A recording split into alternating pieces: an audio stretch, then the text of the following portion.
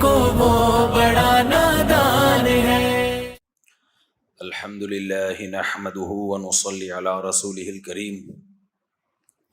کل ناغا تھا، میرا کوئٹہ کا سفر تھا ایک دن کا۔ میں نے جب وہاں گیا ہوں تو میزبان کو بتایا کہ کسی کو پتہ نہ چلے کہ میں آ رہا ہوں۔ میں چاہ رہا تھا تھوڑا ایک آدھ دن آرام کروں گا، تھوڑا گلا صاف ہوگا۔ یہاں کی جو ہوا ہے نا اس کی وجہ سے مسئلہ، وہاں کی ہوا صاف ہے۔ تو جن کو میں نے کہا کہ کسی کو بتانا نہیں، انہوں نے ایک بندے کو کہا کہ ہرگز کسی کو نہیں بتانا، مفتی صاحب آ رہے ہیں۔ اس شخص نے دوسرے کو کہا کہ کسی کو بتانا نہیں، مفتی صاحب آ رہے ہیں۔ اس نے تیسرے کو کہا کہ کسی کو بتانا نہیں کہ مفتی صاحب آ رہے ہیں۔ اس نے چوتھے کو، پانچویں کو، چھٹے کو، ساتویں کو، آٹھویں کو، نویں کو۔ ہوا یہ کہ آج صبح 10 بجے کا اعلان لگا ہوا تھا ہمارے مدرسے میں مفتی صاحب تشریف لا رہے ہیں، تمام احباب سے شرکت کی درخواست۔ تو میں بھاگا، ورنہ شاید میں اور دن کچھ 2-4 دن اور صحت کی خاطر نا، کیونکہ یہاں آرام نہیں مل رہا اور وہاں کی ہوا بہت اچھی ہوا ہے۔ خشک ہوا جو ہے نا یہ گلے کے لیے اچھی ہوتی ہے، تو ہم نے کہا پتلی گلی سے نکلو۔ اس سلسلے میں کل پھر انہوں نے پرانا بیان چلا دیا ہوگا میرا خیال ہے، اس پہ نیچے برا بلا لوگ کہہ رہے ہوتے ہیں بھائی یہ تو پرانا ہے، تو ہم نے کہا پھر نیا ہی ٹھیک ہے۔ آج ہم نے سورہ مریم ختم کی ہے اور سورہ طٰہٰ پڑھی ہے۔ سورہ مریم اور سورہ طٰہٰ، یہ دونوں صورتیں اہل کتاب کو سمجھنے کے لیے، یہودیت اور عیسائیت کو سمجھنے کے لیے بہت اہم ہیں کہ اللہ تعالیٰ نے پچھلی قوموں میں کیسے کیسے پیغمبر بھیجے اور ان قوموں نے کیا کیا کیا۔ اچھا ایک مسئلہ سن لیں، یہ بہت اہم مسئلہ ہے۔ آج میں نے نوٹ کیا ہے، آج غروب آفتاب کتنے بجے تھا ذرا دیکھ کے بتائیں؟ کراچی میں سورج غروب ہونے کا ٹائم تھا 6:47 اور اذانیں ہو رہی ہیں 45 پہ۔ 2 اذانیں میں نے خود سنی ہیں 45 پہ، یعنی سورج ڈوبنے سے 2 منٹ پہلے۔ میں اہل حدیث حضرات سے ہاتھ جوڑ کے کہتا ہوں، خدا کے لیے، اللہ کا واسطہ، آپ اپنے مسلک کو دوسروں پہ زبردستی مت تھوپیں۔ میں نہیں کہہ رہا یہ سارے اہل حدیث ایسا کرتے ہیں، لیکن جو کرتے ہیں وہ پھر دبا کے کرتے ہیں، وہ کہتے ہیں بس ایسی کی تیسی۔ آپ کیوں لوگوں کے روزے خراب کر رہے ہو؟ آپ کی اگر ایک ذاتی رائے ہے کہ سورج ڈوبنے سے پہلے بھی ٹائم ہو جاتا ہے، تو آپ اپنے چند افراد تک اس کو محدود کیوں نہیں کرتے؟ اپنا مسلک زبردستی دوسروں پہ تھوپتے کیوں ہیں آپ؟ چاروں اماموں کا مذہب ہے، قرآن سے، حدیث سے، اجماع امت سے ثابت ہے کہ سورج جب تک مکمل غروب نہیں ہو جاتا آپ کے لیے افطار حلال نہیں ہے۔ اگر کوئی حدیث ہے اور آپ اس کی تفسیر کر رہے ہیں تو آپ بولیں آپ کی ذاتی رائے ہے، اپنی رائے کو لوگوں پہ مسلط نہیں کیا جاتا۔ سعودی عرب کے بارے میں آپ کا ایٹیٹیوڈ بالکل ڈیفرنٹ ہوتا ہے، یہاں کے بارے میں بالکل ڈیفرنٹ۔ ابھی دیکھو طالبان نے افغانستان میں پابندی لگا دیا 8 رکعت پڑھنے پر، انہوں نے کہا ہوگی تو 20 ہوگی ورنہ نہیں ہوگی۔ اس پہ کتنے نیگیٹو کمنٹس آ رہے ہیں۔ یہی کام سعودیہ نے بھی تو کیا ہے، 20 پڑھنے پر پابندی لگائی ہے۔ اب جو 1400 سال سے سعودی عرب میں ہو رہا تھا اس پہ سعودیہ نے پابندی لگا دی، اس پہ ایک لفظ آپ کا سعودیہ کے خلاف نہیں آیا۔ وہ زیادہ بڑا ظلم ہے کہ جو فقہ حنبلی میں بھی ہے، فقہ مالکیہ میں بھی ہے، شافعی میں بھی ہے، حنفیہ، پوری امت کا ایک مسئلہ چلا آ رہا تھا۔ ٹھیک ہے جو 8 پڑھ رہا ہے وہ 8 پڑھے، جو 20 پڑھ رہا ہے وہ 20 پڑھے، لیکن پابندی تو نہیں بنتی نا۔ سعودیہ میں پابندی لگا دی ہے، 20 پڑھنے کی اجازت نہیں ہے۔ کتنا بڑا ظلم ہے یہ۔ مگر ہمارے اہل حدیث بھائی ایک لفظ نہیں بولیں گے، کہہ رہے ہیں عین قرآن و حدیث کر دیا انہوں نے۔ بھائی عین قرآن و حدیث نہیں کیا، آپ کی ایک رائے تھی اس کو اٹھا کے پوری امت پہ زبردستی تھوپ دیا ہے، آپ نے اپنی رائے کو تھوپا ہے آپ نے۔ تو یہاں بھی کیا مسئلہ ہے؟ اب دیکھو ٹائم ابھی ہوا نہیں ہے، کتنے لوگوں کے روزے توڑ رہے ہیں یہ لوگ۔ اب مجھے نہیں پتا اہل حدیث کا اس میں اتفاق ہے یا اختلاف ہے، ہو سکتا ہے سب کا یہ مذہب نہیں ہو، جمہوری کی رائے والی رائے ہو ان کی، بظاہر تو ایسا ہی لگتا ہے، لیکن چند ایک کی اگر ہے تو کیوں کر رہے ہو اپنی رائے دوسروں پہ کیوں تھوپ رہے ہو؟ قرآن مجید کیا کہتا ہے؟ ثم اتم الصیام الی اللیل، رات تک روزے کو کمپلیٹ کرو. تو رات کا سب سے آخری درجے کا مصداق کم سے کم اتنا ہے کہ سورج مکمل غروب ہو جائے. اس سے پہلے تو رات کا کسی لغت کے لحاظ سے کوئی تصور ممکن ہے ہی نہیں. بعض لوگ یہ دلیل، اچھا ہمارے ہاں علماء کیا کہتے ہیں کہ جو نقشوں میں ٹائم لکھا ہوا ہے نا سورج غروب ہونے کا، جیسے 6:47 تھا آج، تو احتیاطاً 1-1.5 منٹ بعد افطار کریں. بعض لوگوں نے اس کا بھی مذاق اڑایا ہے کہ نبی نے تو جلدی افطار کا حکم دیا ہے اور یہ کیا کر رہے ہیں، 1-1.5 منٹ تاخیر کا حکم دے رہے ہیں. اور پھر دلیل بھی دی جاتی ہے کہ دیکھو پہاڑ پہ ایک شخص کو نبی کھڑا کرتے تھے، ایک صحابی، وہ جیسے ہی اشارہ کرتے نا سورج غروب ہو گیا ہے، ہمارے نبی فوراً تناول فرماتے تھے. اس حدیث سے استدلال درست نہیں ہے. وہاں پر 100% یقین ہوتا تھا، صحابی کی شہادت تھی کہ سورج کیا ہو گیا ہے، غروب. جب غروب ہو جائے فوراً افطار کریں، 1 سیکنڈ بھی تاخیر نہ کریں. جبکہ نقشوں میں جو ٹائم لکھا ہوتا ہے نا 6:47 اگر لکھا ہوا ہے، ماہر فلکیات کہتے ہیں یہ یقینی ٹائم نہیں ہوتا، اس میں چند سیکنڈ یا 1-8 منٹ اوپر نیچے ہوتا ہے. یہ ٹائمنگ تخمینی ہے، یقینی نہیں ہے. تو جب یقینی نہیں ہے تو اس کا مطلب 6:47 کا مطلب ہے ابھی یقین ہوا نہیں ہے کہ سورج غروب ہوا بھی ہے کہ نہیں ہوا. کوئی اگر پہاڑ پہ چڑھ کے اپنی آنکھوں سے دیکھ رہا ہے نا کہ ڈوب گیا ہے، پھر تو فوراً کھا لے وہ، لیکن ہم اپنی آنکھوں سے نہیں دیکھ رہے، ہم نقشہ دیکھ رہے ہیں. اب اس میں یقین نہیں ہے کہ غروب ہوا بھی ہے کہ نہیں ہوا، تو اس میں ماہر فلکیات کی بات کا اعتبار ہوگا. ہمارے شیخ حضرت مفتی رشید احمد صاحب فلکیات کے بہت ماہر تھے، انہوں نے تو پورے سال کے جہاں بھی آپ دنیا میں ہو نا وہ بتا دیتے تھے. لوگ ابھی بھی جامعۃ الرشید بھیجتے ہیں سوال کہ ہم ناروے میں ہیں، یہاں رہتے ہیں، تو آپ بتائیں سورج کے طلوع اور غروب کے اور سحری کے اوقات کے ہیں. جامعۃ الرشید بنا کے دے دیتا ان کو چارٹ. فلکیات کے ماہر ہیں جنہوں نے مفتی رشید احمد صاحب سے سیکھا ہے. تو ماہرین یہ کہتے ہیں کہ بھائی یہ یقینی نہیں ہے، ان میں کچھ فرق ہو سکتا ہے. تو اس لیے پہلے یقین ہونے دو کہ سورج غروب ہو گیا، یقین ہو پھر دیر نہ کرو. تو ہمارے نبی صلی اللہ علیہ وسلم جب پہاڑ پہ صحابی کو کھڑا کرتے تھے تو وہ بتاتے تھے کہ ڈوب گیا ہے، مطلب یقین ہو گیا نا ان کو. وہ تو اپنی آنکھوں سے دیکھ رہے ہیں، ہم آنکھوں سے نہیں دیکھ رہے ہوتے. ہم کیا دیکھ رہے ہوتے ہیں؟ کیلکولیشن جو کی ہے، اور اس میں اونچ نیچ ہو سکتی ہے اس کیلکولیشن میں. اس لیے کہا جاتا ہے بھائی جہاں سارا دن صبر کیا ہے، کیا مر جاؤ گے تھوڑا سا صبر نہیں کرو گے؟ اور فوراً حدیثیں پیش کرنا شروع کر دیتے ہیں، نبی نے تو افطار میں جلدی کی ہے، نبی نے تو افطار میں جلدی. ان حدیثوں کا کون منکر ہے؟ تبھی تو نبی صلی اللہ علیہ وسلم نے فرمایا علم کی بات آگے پہنچاؤ، کیونکہ بہت سے لوگ علم جانتے ہیں سمجھتے نہیں ہیں. یہ صحیح حدیث ہے. تو علم کی بات تو یہی ہے کہ افطار میں جلدی کریں، لیکن کب جلدی کریں؟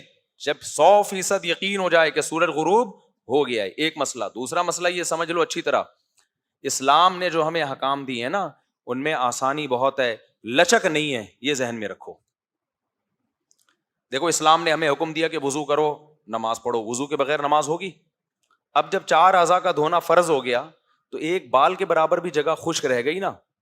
تو اب آپ یہ نہیں کہہ سکتے کہ اس اللہ کے دین میں اتنی سختی نہیں ہے، میں نے اس شخص سردی میں اٹھا میں اور اتنی مشکل سے میں نے وضو کیا، اب اگر اتنا سا بال میرا خشک رہ گیا ہے تو یار اللہ اتنا تنگ دل نہیں ہے، تنگ نظر نہیں ہے کہ میری نماز ضائع کر دے. نا نا نا نا بھائی، جب اللہ نے کہہ دیا قرآن میں فَاغْسِلُوا وُجُوهَكُمْ وَأَيْدِيَكُمْ إِلَى الْمَرَافِقِ وَامْسَحُوا بِرُؤُوسِكُمْ وَأَرْجُلَكُمْ إِلَى الْكَعْبَيْنِ، چہرہ دھو، ہاتھ دھو، سر کا مسح کرو، پاؤں دھو. تو اب یہ مکمل دھونا پڑے گا. اب اس میں ایک بال کی جگہ بھی خشک رہ گئی نا تو ایسے جیسے پورا وضو ہوا ہی نہیں ہے.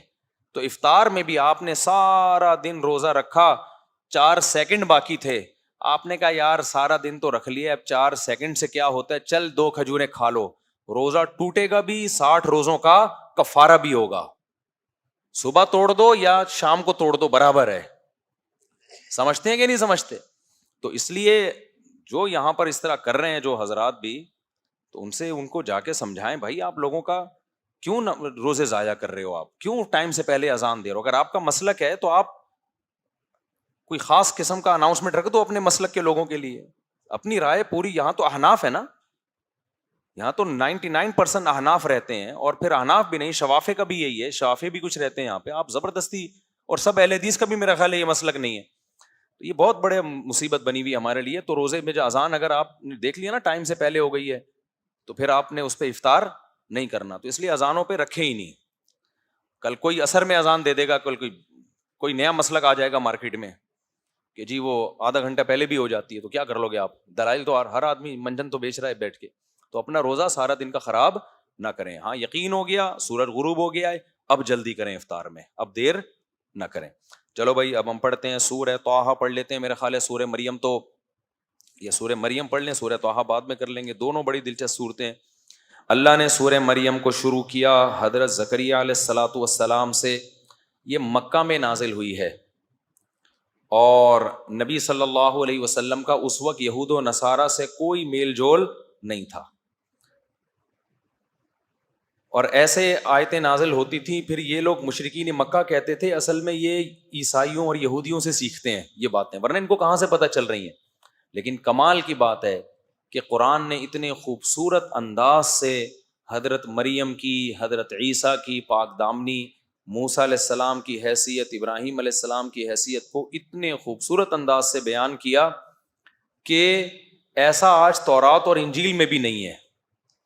اللہ فرماتے ہیں ذکر رحمت ربک عبدہ زکریا, یہ تیرے رب کی وہ رحمت ہے جو اس کے بندے زکریا پر ہوئی.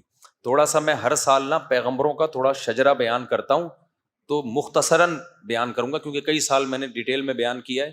تو پیغمبروں کا تھوڑا سا شجرہ آپ کے ذہن میں ہوگا تو پھر قرآن مجید کے ان واقعات کو سننے میں لطف بھی آئے گا, ایمان بھی تازہ ہوگا. سب سے پہلے پیغمبر تو ہیں آدم علیہ الصلوۃ والسلام, جن کا قرآن صرف اتنا ہی تذکرہ کرتا ہے کہ ان کو ہم نے کیسے بنایا اور فرشتوں کو حکم دیا سجدہ کرو. دعوت کا ان کا تذکرہ نہیں ہے کیونکہ پبلک کی مارکیٹ سے شارٹ تھی, وہ کس کو دعوت دیتے, سارے اپنے ہی بچے تھے. جڑواں بچے پیدا ہوتے تھے آدم علیہ السلام کے, تو اس میں جو جڑواں ہوتے تھے ان کو بہن بھائی سمجھا جاتا تھا, اور جو اگلے پیٹ سے ہوتے تھے وہ پچھلے پیٹ والوں کے لیے نامحرم سمجھے جاتے تھے. سمجھ رہے؟ تو بہن کے لیے جو دل میں جذبات ہوتے ہیں نا, یہ تو اللہ کے اختیار میں ہے نا, اللہ کے اختیار میں. تو اللہ تعالیٰ نے بہن قرار دیا تھا اس کو جو ایک پیٹ سے ہو. لڑکا لڑکی پیدا ہوئے یہ کیا ہے؟ بہن ہے. اگلے جو پیدا ہوئے وہ کزنوں کی طرح ہوتے تھے. یہ شروع میں بقائے نسل کے لیے ایسا رکھا گیا. پھر بعد میں جب ایک دفعہ نسل پیدا ہو گئی تو پھر جب ان کی شادیاں ہوئی ہیں, پھر ان کے جو بچے ہوئے ہیں, پھر وہ کزن سمجھے گئے, اور جو ایک ماں باپ کے تھے وہ بہن بھائی سمجھے گئے. سمجھتے ہو کہ نہیں سمجھتے؟ بیٹھ جاؤ میرا بچہ. تو ایسے ہی اسٹائل ہے بچوں کا, دیکھو بچے بھی نا وہ چھوڑو بھی. تو آدم علیہ السلام کی دعوت کا ہمیں تذکرہ نہیں ملتا, صرف ان کے بیٹوں کا تذکرہ ملتا ہے کہ حسد کی آگ میں جل کے قابیل نے حابیل کو قتل کر دیا, اور وہ پہلا اس زمین پر قتل تھا. اس کے بعد کیا ہوا کہ شیس علیہ السلام آئے دنیا میں, پھر ادریس علیہ السلام آئے دنیا میں. یہ سارے قدیم پیغمبر ہیں, ادریس علیہ السلام, شیس علیہ السلام اور آدم علیہ السلام. یہ نوح علیہ السلام سے پہلے کے ہیں. ہوا یہ کہ اس وقت تک زمین میں شرک نہیں تھا, نافرمانی تھی, قتل و غارت بھی, اور بھی جو بھی برائیاں ہوتی ہیں. اور برائیوں پر اللہ نے کہا ہے کہ جہنم میں سزا ملے گی, لیکن سزا کھانے کے بعد ایک نہ ایک دن جہنم سے نکل جاؤ. سب سے پہلا شرک آیا نوح علیہ الصلوۃ والسلام کے دور میں. نوح علیہ السلام کے دور میں شرک کہاں سے آیا؟ جو نیک لوگ تھے نا, کیونکہ آدم علیہ السلام کی تو اولاد توحید پرست تھی, تو جس کو وہ دیکھتے, اب یہ پتہ نہیں ہمیں کہ نوح علیہ السلام اور آدم علیہ السلام میں وقفہ کتنا ہے, 1000 سال ہے, 20,000 سال ہے, 40,000 سال ہے, 1 کروڑ سال ہے, کچھ بھی ہمیں معلوم نہیں ہے. کچھ اندازے ہیں. بعض حضرات کا اندازہ یہ کہ آج سے لے کے اب تک جو ابراہیم علیہ السلام کا دور ہے وہ 10,000 سال تک کا ہے, لیکن یہ بھی تخمینے ہیں, اس بارے میں تحقیق اس کو تو نہیں کہتے نا, ایک اندازے ہوتے ہیں. اندازہ تو پھر اندازے کے طور پہ بیان کیا جا سکتا ہے, ہمیں نہیں پتا, لیکن اتنی بات ہے کہ طویل زمانہ ہے. کیونکہ آدم علیہ السلام کا قد صحیح حدیث سے پتہ چلتا ہے 60 گز تھا. 60 گز سمجھتے ہو؟ 1 گز تقریباً 3 فٹ کا ہوتا ہے. تو اتنا بڑا قد. کل ایک باپ بزرگ آئے مجھ سے پوچھنے لگے کہ آدم علیہ السلام کا قد 60 گز تھا, یہ ثابت ہے حدیث سے؟ میں نے کہا جی. کہہ رہے پھر ان کی بیوی کا قد نارمل تھا یا وہ بھی 60 گز؟ میں نے کہا حضرت کیسی باتیں کر رہے ہیں آپ. میں نے کہا ظاہر ہے ان کی بیگم بھی اما ہوا جو ہماری ماں تھیں وہ بھی کتنا قد تھا, وہ بزرگ تھے, بوڑھے آدمی تھے.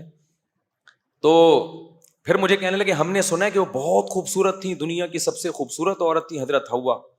میں نے کہا یہ رپورٹیں میرے پاس نہیں ہے. خیر, اور پھر عمریں بھی لمبی. ظاہر ہے جب اتنا اونچا قد ہے تو پھر ہر چیز اس سے مطلب, اور ویسے بھی زمین میں کوئی ہے نہیں نا, تو انہوں نے ہی آباد کرنا تھا. ایسا لگتا ہے کہ ان کی عمر بھی بہت لمبی تھی. اچھا, یہ ایتھیس لوگ اس پہ بھی اعتراض کرتے ہیں کہ اتنا لمبا قد تھا تو اس زمانے میں ہمیں اتنے بڑے بڑے ڈھانچے ملتے کیوں نہیں؟ بھائی آبادی بہت تھوڑی تھی.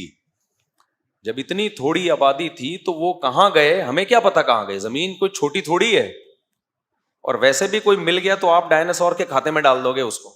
اچھا, بلکہ یہ ڈائناسورز کا وجود بتا رہا ہے کہ اس زمانے میں مخلوق کا قد بہت بڑا تھا. دیکھو جب آدم علیہ السلام کا قد اتنا بڑا تھا تو اس زمانے کی چھپکلیاں بھی ایسے ہی ہوتی ہوں گی نا, کیا خیال ہے؟ اس زمانے کے چوہے بھی ایسے ہی ہوتے ہوں گے. تو یہ ڈائناسورز کے جو مجسمے نکلے ہیں اس سے بھی پتا چلتا ہے کہ اس زمانے کی مخلوق کیا تھی. وہ تھی ساری مخلوق بڑی بڑی مخلوق تھی. اللہ نے زمین میں بہت سارے لوگوں کو آباد کرنا تھا تو ان کے قد اللہ نے چھوٹے کر دیے, کیونکہ ابھی اسی اسٹائل کے لوگ ہوتے نا اتنے بڑے بڑے, تو کھاتے کتنا, وہ کتنا کھانا چاہیے تھا ان کو, تو بڑے مسائل ہو سکتے تھے. بہرحال اب اللہ کی حکمتیں تھیں. تو پہلے پیغمبر جو اس زمین پہ توحید کی دعوت کے لیے آئے ہیں وہ ہیں نوح علیہ الصلوۃ والسلام. نوح علیہ السلام وہ پیغمبر ہیں جن کے دور میں شرک پھیل گیا تھا. شرک کیسے پھیلا تھا؟ جو نیک لوگ ہوتے تھے, بڑے بزرگ ہوتے تھے, لوگ عقیدت محبت میں آ کے بیٹھنا بھی چاہیے, اس سے شریعت نے منع نہیں کیا. آج دو انتہائی ہیں. ایک انتہا یہ کہ بزرگوں کو خدا بنا لو, دوسری انتہا یہ کہ بابا لیس ہو جاؤ, بزرگ ہوتے ہی نہیں ہیں. یہ دونوں افراط اور تفریط ہیں. بھائی بزرگ ہر دور میں مارکیٹ میں ہوتے ہیں, نیک لوگ ہوتے ہیں, ان سے جا کے اصلاح لیا کرو, آشیرواد لیا کرو, ان سے دعائیں کروایا کرو, ان سے ان کی خدمت میں بیٹھا کرو, اس سے بہت فائدے ہوتے ہیں. اس پر قرآن و سنت میں بہت ساری دلیلیں ہیں کہ ان کی صحبت اٹھاؤ. لیکن یہ نہ سمجھو کہ وہ عالم الغیب ہیں, وہ پھونک لگائیں گے تو الیکشن کا سارا وہ پانسا بدل جائے گا. یہ کام اسٹیبلشمنٹ کا ہو سکتا ہے, کسی پھونک کا نہیں ہو سکتا. تو یہ جو ہے نا, اب کیا ہوا کہ وہ بزرگوں کے مجسمے انہوں نے بنا لیے دنیا سے جانے کے بعد یادگار کے طور پر. اسی وجہ سے اسلام میں تصویر پر پابندی لگا دی. لوگوں نے اپنے باپ دادا کی تصویریں لٹکائی ہوئی ہوتی ہیں یادگار کے طور پر. ختم کر دو یہ سب. ابا کو یاد رکھنا ہے, اماں کو یاد رکھنا ہے, دعائیں یہ کام آئیں گی ان کے. تصویروں سے ان کو عذاب تو مل سکتا ہے, کام نہیں آئیں گی. تو اپنی پیروں کی مرشدوں کی تصویریں لگا کے گھوم رہے ہیں, یہیں سے تو شرک پھیلتا ہے. انہی تصویروں کی تعظیم شروع کر دیتے ہیں نا. اسلام نے بند کر دیا دروازہ. اگر تصویر سازی کی اسلام میں کوئی اہمیت ہوتی تعظیم کے لیے جو تصویریں ہوتی ہیں, تو سب سے پہلے صحابہ سید الانبیاء کی تصویریں محفوظ کرتے ہیں. کوئی حالانکہ تصویر سازی کا فن اس وقت عروج پر تھا, مگر ہمیں پیغمبر کی ایک تصویر بھی نہیں ملتی. تو اس نبی نے نفی کی ہے تصویروں کی. تو آپ بھی اپنے گھروں میں نا یہ یادگار کے طور پہ شادی بیاہ کی, میں کیسا لگ رہا تھا, میں یوں لگ رہا تھا, چھوڑ دو اس کو. البتہ ڈیجیٹل تصویر کو بہت سے محقق علماء تصویر مانتے ہی نہیں, کیونکہ اس میں قرار نہیں ہوتا, وہ لمبی بحث ہے. خیر, تو نوح علیہ الصلوۃ والسلام کو اللہ نے بھیجا. وہ پہلے پیغمبر تھے جو دنیا میں توحید کی دعوت دینے کے لیے آئے. اس سے پہلے پیغمبر اعمال کی دعوت دینے کے لیے آتے تھے, برائیاں چھوڑ دو, یہ کرو وہ کرو.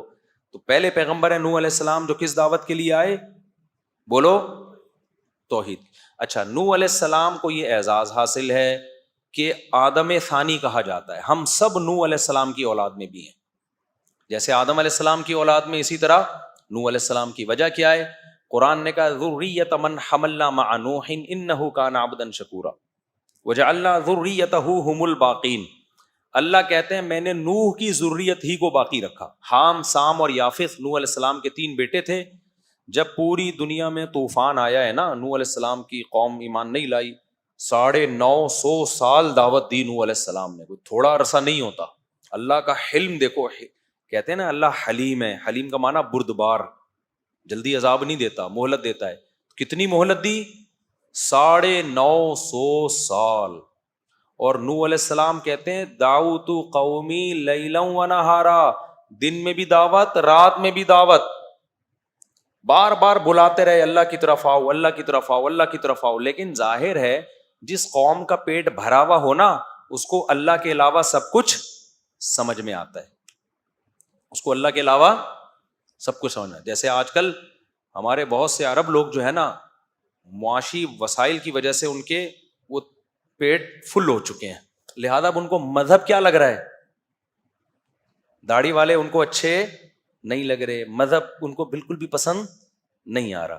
تو اس لیے بعض موقع پہ غربت ہی اللہ کی نعمت ہوتی ہے، ہر ایک کے لیے پیسہ اچھا نہیں ہوتا، تو جس حال میں اللہ رکھے نا اس میں خوش رہا کرو۔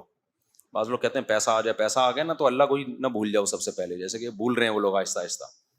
تو اب کیا ہے، تو قوم کے پاس وسائل تھے، نوح علیہ السلام بلاتے رہے اللہ کی طرف آؤ، توحید جس نے پیدا کیا اس کو پکارا کرو، وہ اس کو پکارا کرو، مت پکارو ان پتھروں کے بنی ہوئی مورتیوں کو، خالق وہ ہے، مالک وہ ہے۔ 950 سال، پتہ ہے مسئلہ کیا ہوتا ہے لوگوں کے ساتھ؟ مسئلہ یہ ہوتا ہے لوگ کہتے ہیں یار ہم تو گناہ کرتے ہیں، کوئی عذاب تو آتا نہیں ہے، اتنے لوگ شراب پی رہے ہیں، نارمل لائف گزار رہے ہیں، اتنے لوگ زنا کر رہے ہیں، نارمل لائف گزار رہے ہیں، اتنے لوگ یہ کر رہے ہیں وہ کر رہے ہیں، نارمل لائف گزار رہے ہیں۔ یہ بہت بڑی بھول ہے، یہ بہت بڑا دھوکہ ہے۔ اللہ بار بار کہتے ہیں میں نے جزا اور سزا کا دن دنیا نہیں رکھا بلکہ آخرت رکھی ہے۔ اگر میں دنیا میں دینا شروع کر دوں تو سارے انسان کے بچے بن جائیں نا۔ تو یہی مسٹیک ہوئی ہے نوح علیہ السلام کی قوم سے۔ نوح علیہ السلام نے کہا عذاب آئے گا، اللہ سے توبہ کرو، استغفار کرو، توبہ کرو۔ 950 سال تک قوم دیکھتی رہی، 950 سال سے ہم سن ہی رہے ہیں، اب تک تو عذاب آیا نہیں۔ وہ دلائل میں غور نہیں کر رہے کہ جس اللہ نے تمہیں بنایا ہے، جس نے پیدا کیا، تم خود تھوڑی بنے ہو۔ الم تروا کیف خلق اللہ 7 سماوات طباقا وجعل القمر فیہن نورا وجعل الشمس سراجا خلقکم اطوارا، کیسے ماں کے پیٹ میں اس نے تمہیں کیسے پیدا کیا ہے، خون سے گوشت، گوشت سے ہڈیاں، ہڈیوں سے آنکھیں، گوشت سے آنکھیں، ناک، دل، یہ سارے اسٹیپ بائی اسٹیپ آٹومیٹیکلی تھوڑی ہو رہے ہیں۔ لیکن میں نے بتایا جب پیٹ بھرا ہوا ہوتا ہے تو اللہ رسول کے علاوہ سب کی باتیں سمجھ میں آتی ہیں۔ قوم کا پیٹ بھرا ہوا تھا، ان کو نوح علیہ السلام بالکل بھی سمجھ میں نہیں آ رہے تھے۔ تو اب کیا ہوا؟ اللہ کہتے ہیں پوری قوم کو میں نے تباہ و برباد کیا۔ نوح علیہ السلام کا واقعہ تو جہاں آئے گا میں انشاءاللہ وہ تفصیل سے بتاؤں گا۔ پوری قوم تباہ کر دی اللہ نے۔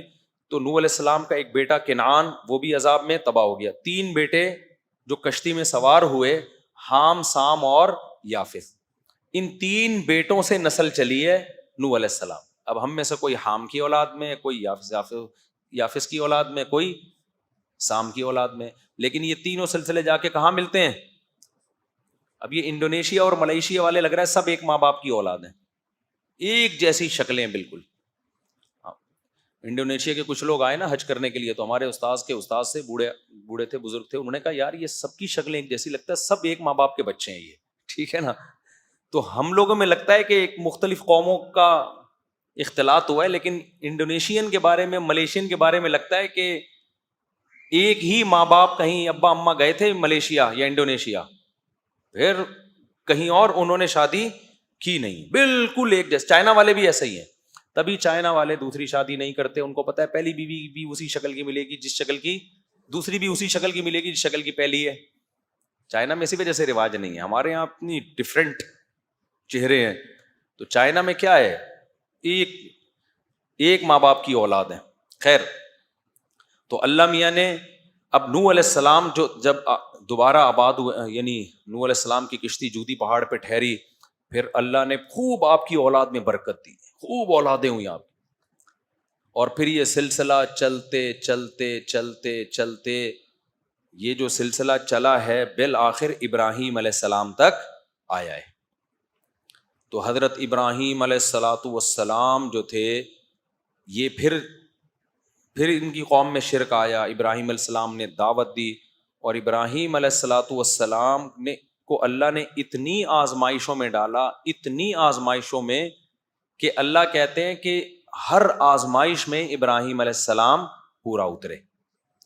ابراہیم علیہ السلام کی جو تاریخ ہے نا وہ ہم سے وہ یقینی ہے، یعنی یقینی کا مطلب تقریباً یقینی، وہ تقریباً 4000 سال پرانی تاریخ ہے، 4 یا بلکہ 3600 آپ کہہ لیں، کیونکہ نبی صلی اللہ علیہ وسلم اور ابراہیم علیہ السلام کا زمانہ تقریباً 2000 سال کا ہے، کیونکہ اس کی ہسٹری کیا ہے وہ تقریباً محفوظ ہے، کیونکہ ابراہیم علیہ السلام کے بعد نا دنیا میں علم بھی بہت پھیلا ہے، پھر ان کی اولادوں میں، اب ان کی اولادوں کا تذکرہ قرآن میں، تورات میں، انجیل میں، پھر کیونکہ یہودیوں نے بھی ان کی تاریخ محفوظ رکھی ہے نا، تو وہ سلسلہ نبی صلی اللہ علیہ وسلم سے ہم تو 1400 سال ہو گئے، 1445 سال ہو گئے، اور اس سے پہلے 2000 سال، سمجھتے ہو؟ تو ابراہیم علیہ الصلاۃ والسلام کے بھانجے ہیں حضرت لوط علیہ الصلاۃ والسلام، جو گئے تھے قوم لوط، جن لڑکوں سے بدفعلی کرتی تھی وہ قوم، لوط علیہ السلام نے جا کے ان کو سمجھایا اور وہ قوم نہیں مانی، تو اللہ نے پوری قوم کو پٹخ کے ہلاک کر دیا۔ تو لوط علیہ الصلاۃ والسلام تھے، پھر ابراہیم علیہ السلام کو اللہ نے بہت بڑی آزمائشوں میں ڈالا، تو ابراہیم علیہ السلام جب تمام آزمائشوں میں پورے اترے تو اللہ نے ابراہیم علیہ السلام کو جو خوشخبریاں دیں ان میں ایک یہ کہ اب جتنے بھی پیغمبر آئیں گے وہ آپ کی اولاد میں ہوں گے، نبوت کو جاری کرے گا۔ اس لیے ابراہیم علیہ السلام کے 2 بیٹے، ایک اسماعیل علیہ السلام اور ایک اسحاق علیہ السلام۔ اسماعیل علیہ السلام حضرت ہاجرہ کی اولاد میں تھے، اور اسحاق علیہ السلام آپ کی پہلی زوجہ حضرت سارہ ان کی اولاد میں تھے۔ اچھا، یہ جو دوسری شادی حضرت سارہ نے ہی کروائی تھی حضرت ابراہیم علیہ السلام کی، لیکن پھر بڑی ٹینشن میں آئی تھی، وہ جب کروا تو دی لیکن کافی ٹینشن میں آئی تھی، تو اس سے پتہ چلتا ہے کہ یہ نیچرل ہے عورت کا سوکن کی وجہ سے ٹینشن لینا۔ تو ابراہیم علیہ السلام نے حضرت ہاجرہ کو رکھا کہاں؟ پھر مکہ لے گئے تھے۔ اس سے پتہ چلتا ہے بھائی 2 بیویوں کو ایک ساتھ مت رکھو، سمجھتے ہو؟ اگر آپ نے 2 یا 4 کو ایک گھر میں رکھا، خود آپ کو کسی بیابان میں جا کے رہنا پڑے گا۔ ابراہیم علیہ السلام نے اللہ کا حکم بھی تھا اس میں، بھائی وہاں لے جاؤ ان کو۔ تو اسماعیل علیہ السلام وہاں پیدا ہوئے، اسماعیل علیہ السلام تو تھے وہاں، وہ جو پھر جو واقعہ ہوا جو ہم دوڑ لگاتے ہیں صفا مروہ پہ، اور ادھر اسحاق علیہ السلام حضرت ابراہیم علیہ السلام کے بیٹے، اسحاق علیہ السلام بھی پیغمبر، اللہ نے آپ کو خوشخبری دی کہ اسحاق کے بیٹے یعقوب ہوں گے، آپ کے پوتے، وہ بھی کیا ہوں گے؟ پیغمبر ہوں گے۔ تو اسحاق علیہ السلام کے بیٹے یعقوب بھی پیغمبر، یہ سارے ارض شام میں گزرے ہیں پیغمبر، جن کا قبلہ بیت المقدس تھا، سمجھتے ہو نا، جس پہ آج یہودی تسلط کی کوشش کر رہے ہیں۔ پھر اسحاق جو یعقوب علیہ السلام جو ابراہیم علیہ السلام کے پوتے تھے نا، ان کے پھر آگے بیٹے ہوئے یوسف علیہ السلام، انہوں نے بھی 2 شادیاں کی تھی یعقوب علیہ السلام نے، کی تو زیادہ تھیں لیکن جب سورہ یوسف میں 2 کا تذکرہ ملتا ہے، باقی کی انہوں نے اور بھی زیادہ ہیں، تاریخی کتابوں میں ملتا ہے۔ خواتین سے معذرت، اب کر رہے ہیں تو میں کیا کروں بھائی، یہ تو پیغمبروں کی سنت ہے نا۔ اور پتہ ہے یعقوب علیہ السلام نے تیسری شادی اس وقت کی ہے جب یوسف علیہ السلام گم ہو چکے تھے، اس لیے امام احمد بن حنبل کی طرف یہ قول منسوب ہے کہ اتنے غم میں بھی یعقوب علیہ السلام نے نکاح نہیں چھوڑا، اتنے غم میں بھی۔ تو یہ جو کام ہے نا شادی کرنا، اصل تو یہ کہ کرنا ہی ہے، یہ چاہے ٹینشن میں ہو، خوشیوں میں ہو، پیسہ ہے، غربت ہے، نہ کرنا کسی مجبوری سے ہوگا۔ تبھی قرآن نے کہا کہ اگر تم 2 3 کرو، اگر خوف ہو کے عدل نہیں کر سکتے پھر 1 کرو۔ تو اصل اسلام میں کیا ہے؟ خوش بہت ہوتے ہیں، ہمت ہے نہیں آپ لوگوں میں، ابھی سب دیکھو کیسے چہرے پہ خوشی آئی ہوئی ہے، کرنا کرانا کچھ بھی نہیں ہے۔ خیر، تو اب کیا ہوا، ادھر یعقوب علیہ السلام کے بیٹے یوسف علیہ السلام، اب یوسف علیہ الصلاۃ والسلام چونکہ گم گئے تھے تو مصر میں چلے گئے فروخت ہو کے، تو مصر میں پھر یوسف علیہ السلام کی حکومت قائم ہوئی، اور پھر یعقوب علیہ السلام بھی کہاں چلے گئے؟ جب آپ کے بیٹے مصر کے بادشاہ بنے ہیں کہ یعقوب علیہ السلام بھی کہاں چلے گئے؟ مصر۔ جب وہاں گئے ہیں تو بنی اسرائیل شام سے نکل کے، فلسطین سے نکل کے کہاں چلے گئے؟ مصر جا کے آباد ہو گئے۔ اب یہ جو مصر تھا نا، یہ بنی اسرائیل کا اپنا وطن نہیں تھا، یہاں یہ لوگ تھے اجنبی، لیکن حکومت ان کے پاس آ گئی کیونکہ انہوں نے، یوسف علیہ السلام نے قحط کے دنوں میں مصر کی جو غیر مسلم اسٹیٹ تھی اس کو تباہ و برباد ہونے سے بچایا۔ پہلے وزیر خزانہ لگے اس میں یوسف علیہ السلام، اور جب مصر کی حکومت پہ انہوں نے اتنی مدد کی تو پھر بادشاہ بھی وہی بن گئے. تو یوسف علیہ السلام کے دور تک تو معاملہ سیٹ چلتا رہا, لیکن جب آگے یوسف علیہ السلام کی اولادیں ہوئیں, یعقوب علیہ السلام کی اولادیں, یعقوب علیہ السلام کا لقب تھا اسرائیل, اسی وجہ سے یعقوب علیہ السلام کی آگے اولادوں کو کیا کہا جاتا ہے؟ بنی اسرائیل. تو بنی اسرائیل تھے منورٹی میں. آہستہ آہستہ آپ کو پتہ ہے قوم پرستی دنیا میں ہر جگہ ہوتی ہے. تو جو مصر کے لوگ تھے وہ یہ نہیں دیکھتے تھے کہ ہمیں تباہی سے بچانے والے یہ لوگ ہیں, بلکہ وہ دیکھتے تھے یہ اقلیت میں ہیں, مسلم ہیں. اور آپ کو پتہ ہے اسلام میں ایک بے پناہ اٹریکشن ہے, جس میں اٹریکشن ہوتی ہے جیلیسی اسی سے ہوتی ہے کہ نہیں ہوتی؟ کیا ہو گیا بھائی؟ اٹریکشن جہاں ہوگی حسد بھی. تبھی دنیا میں جتنے لوگ ہیں نا وہ مسلمانوں سے اور اسلام سے جتنا جلتے ہیں کسی اور مذہب سے اتنا نہیں. ہندوستان میں دیکھ لو جتنا ظلم مسلمانوں پہ ہو رہا ہے کسی اور مذہب میں اقلیت والوں پہ نہیں ہو رہا. کیوں؟ ان کو پتہ ہے ان کے پاس ایک سسٹم ہے, نماز ہے, روزہ ہے, زکوٰۃ ہے, حج ہے, فیملی سسٹم کا ایک طریقہ ہے, وراثت کے پورا ایک سسٹم ہے. ڈاکٹر ذاکر نائک کو 1 سال کے لیے انڈیا میں آزاد چھوڑ دو آپ, یا ان جیسے کسی آدمی کو جو اس طرح اوپنلی تبلیغ کرے, آدھا انڈیا مسلمان ہو جائے گا, کیونکہ کسی کے پاس دلائل کی دنیا میں جواب نہیں ہے. تبھی تو یہ لوگ باتیں کرتے ہیں, آزادی دیتے نہیں ہیں کسی کو. تو وہی کام جو آج انڈیا میں مسلمانوں کے ساتھ ہو رہا ہے نا, وہی کام مصر میں بنی اسرائیل کے ساتھ شروع ہو گیا. حکمران آتے رہے, انہوں نے کہا بھائی یہ کب سے حکومت کے حقدار ہو گئے, مصر تو ہمارا ہے, یہ تو موصلے ہیں موصلے. لہذا آہستہ وہ تھے منورٹی میں, ان کو حکومت سے بھی نکالا, حکومت سے نکالنے کے بعد ان پہ ظلم کیا, بادشاہ مسلط ہوتے رہے. ہر مصر کے ہر بادشاہ کو فرعون کہا جاتا تھا, لقب تھا یہ. تو فرعون, مختلف قسم کے فرعون آتے رہے اور اقلیت میں ہونے کی وجہ سے ان پہ ظلم کرتے رہے, لیکن ان کو ایک کھٹکا لگا رہتا تھا کہ یار یہ ہیں حق پرست. جو حق پر ہوتا ہے نا اس میں ایک خاص طاقت ہوتی ہے جو اسے موٹیویٹ کرتی ہے. تو ظلم کرتے کرتے ان کو غلام بنا لیا. کافی طویل عرصہ بنی اسرائیل نے غلامی کی زندگی گزاری. اللہ تعالیٰ کو ترس آیا بنی اسرائیل پر, اور اللہ نے حضرت موسیٰ علیہ السلام کو بنی اسرائیل کی قیادت کے لیے پیدا کیا, اور کمال کر دیا کہ فرعون ہی کے گھر میں فرعون کے دشمن کو اللہ نے بڑا کر کے دنیا کو دکھا دیا کہ دنیا میں ہر ایک سے لڑا جا سکتا ہے, اللہ کی تدبیروں سے نہیں لڑا جا سکتا. وہیں پال کے دکھایا اللہ نے کہ جس سے تو ڈرتا ہے نا وہ تیرے ہی محل میں پلے گا. اور اس میں بڑی حکمت تھی کہ موسیٰ کو اس لیے بھی پالا جا رہا تھا کہ جس کو لیڈر بنایا جاتا ہے نا, اور جس کے مقابلے میں اس کے لیے ضروری ہے کہ وہ اس قوم کے کلچر کو جانتا ہو. موسیٰ کو دعوت دلوانی تھی فرعون سے, تو فرعون کے کلچر سے اگر واقف نہ ہوتے تو فرعون کو دعوت نہیں دے سکتے تھے. تبھی میں یہ کہتا ہوں کہ جس علاقے کی مسجد ہے نا وہاں کا امام بھی اسی اسٹینڈرڈ کا ہونا چاہیے جس اسٹینڈرڈ کے لوگ وہاں پر رہتے ہیں.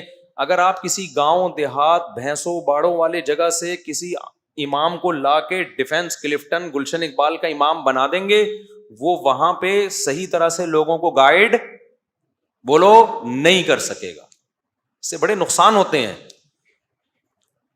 تو اس کو کچھ نہ کچھ ان کی مینٹل لیول میچ کرنا چاہیے, وہ ان کے لب و لہجے سے واقف ہو.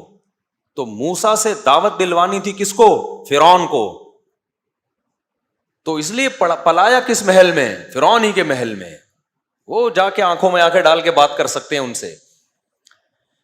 تو اللہ تعالیٰ کیا فرماتے ہیں, ہاں اب کیا ہوا, موسیٰ علیہ الصلوۃ والسلام کے ذریعے پھر فرعون کی حکومت کا خاتمہ ہوا. سورہ طٰہٰ میں آج اس پر پورا بیان تھا, وہ ہم کسی اور وقت انشاءاللہ کریں گے. آج سورہ مریم کو ہم تھوڑا سا جلدی سے کرتے ہیں. تو فرعون کی حکومت کا موسیٰ علیہ السلام کے ذریعے خاتمہ ہو گیا, اور پھر پورا وہ حکومت دوبارہ کس کی آ گئی؟ بنی اسرائیل. پھر اللہ نے بنی اسرائیل کو حکم دیا کہ کچھ کام اللہ نے خود کر دیے جو تمہارے بس میں نہیں تھے. اچھا, موسیٰ علیہ السلام کو اللہ نے یہ نہیں کہا کہ فرعون کے خلاف بغاوت کرو. وجہ اس کی یہ تھی کہ اسلام بھی گراؤنڈ ریئلٹی کو دیکھتا ہے. بہت پاورفل حکومت تھی جو اپنے اوپر ظلم سہ رہی تھی, وہ ظلم کے خلاف آواز نہیں کرتی, وہ بندوقیں توپیں لے کے فرعون کے محل پہ چڑھائی کیسے کرتی. تو گراؤنڈ ریئلٹی یہ تھی کہ بھائی ان سے لڑا نہیں جا سکتا, اس لیے صبر صبر صبر. استعینوا باللہ واصبروا, اے میری قوم اللہ سے مدد کرو, مدد طلب کرو اور صبر کرو. آج ہمارے یہاں کیا ہوتا ہے, تھوڑی سی طاقت آئی اور ایک دم خلافت کی باتیں شروع, الٹ دو سارا نظام, پلٹ دو. اس کا نتیجہ الٹنا پلٹنا کچھ بھی نہیں ہوتا, اور لاشوں کے انبار لگ جاتے ہیں اور فساد پھیل جاتا ہے سوسائٹی میں. جب یہ لڑائی ہوئی تھی نا یہودیت کی 67 یا 71 کی جو وار ہوئی تھی نا عربوں کی اور اسرائیل کی, پتہ ہے آپ کو, عرب اسرائیل جو جنگ ہوئی تھی, مولانا ابو الحسن علی ندوی رحمۃ اللہ علیہ نے کہہ دیا تھا اس میں فتح اسرائیل کو ہوگی, عربوں کو نہیں ہوگی. حالانکہ عرب اس وقت بہت پرہیزگار تھے اور بہت بڑی تعداد میں تھے, اور سب میں لڑنے کا بے پناہ جذبہ تھا. ابو الحسن علی ندوی بہت بڑے عالم گزرے ہندوستان میں, بڑے محقق, آج ان کی ساری پیشگوئیاں پوری ہو رہی ہیں. انہوں نے کہا تھا فتح کس کو ہوگی, اسرائیل کو. لوگ حیران ہوئے کہ حضرت آپ کیا بات کر رہے ہیں, ادھر عرب اتنے, مصر بھی لڑ رہا ہے, لبنان بھی لڑ رہا ہے, اور سعودی عرب بھی تعاون کر رہا ہے. تو انہوں نے کہا کہ جہاں حقیقت اور صورت کا مقابلہ ہوتا ہے نا, وہاں کامیابی حقیقت کو ملتی ہے, صورت کو نہیں. کہا کہ یہاں صورت تو ہے, نعرے, جذبے, سجدوں کے محراب, اللہ کی یاد میں رونا, شہادت کے جذبے, تیاری نہیں ہے.